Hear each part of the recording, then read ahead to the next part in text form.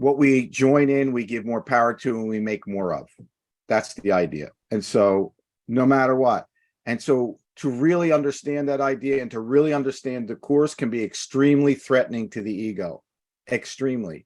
And to really get this course is no small thing. It's not a small thing. It is life altering, and it may seem like you're being threatened with losing everything. To really get what the course is saying, everything that the ego holds dear will fade. And while you still operate a lot in the ego, that can be very scary. It's not a small thing. What you're taking on and what you've taken on by becoming course students is way beyond what most people are ready and willing to do. So this idea of understanding there's a type of empathy you can't understand. It's not about discounting, and it's also not about sympathizing or joining in the suffering. There's something else.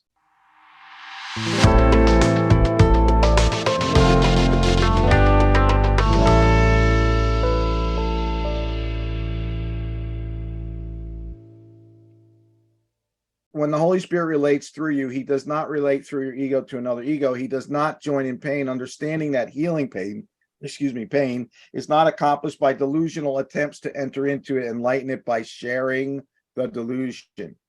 The clearest proof that empathy, as the ego uses it, is destructive lies in the fact that it is applied only to certain types of problems and in certain people. So anything of the ego is always generalized. And the Course says we have lost our capacity to generalize. We want to specify everything specific to whatever individual, whatever part or component.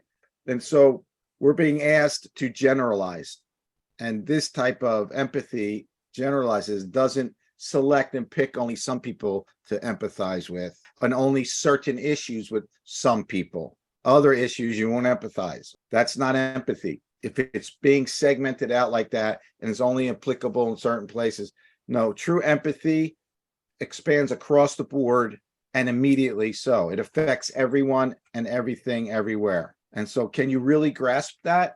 You can sort of get it as a concept, but really understand it? No, because where our minds are at, and the ego mind is extremely limited, is cut itself off from the ability to understand what's in the macrocosm is in the microcosm. What's in the microcosm is in the macrocosm. What's in one cell is in every cell, is every cell in everybody everywhere, right? What's in you is in me, is in everyone. What's in the whole universe is in you. You can sort of grasp that, but you can't really get it. But if you could get it, if we could get it, if I could get it, it'd be a lot easier to understand empathy. True empathy, I should say. The clearest proof that empathy, as the ego uses, is destructive lies in the fact that it is applied only to certain types of problems and in certain people. These it selects out and joins with. You can feel sorry for that because you know what that's like, but you can't feel sorry for that because you judge that and you don't know what that's like.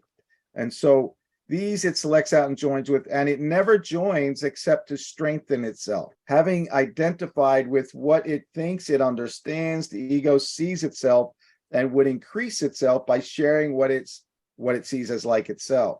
Make no mistake about this maneuver. The ego always empathizes to weaken. It empathizes to weaken, and to weaken is always to attack. You do not know what empathizing means.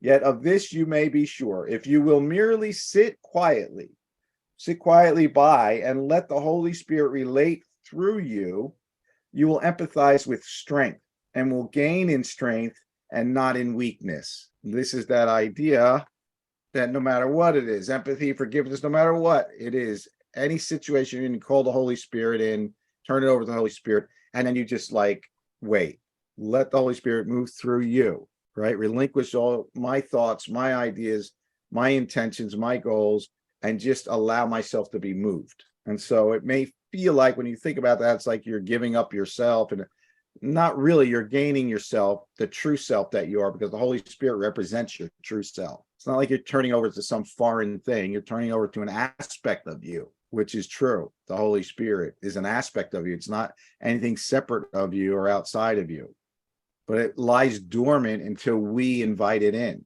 And so it is your own strength, your own awareness, your own knowledge, the part of you that does know what true empathy is, comes forward.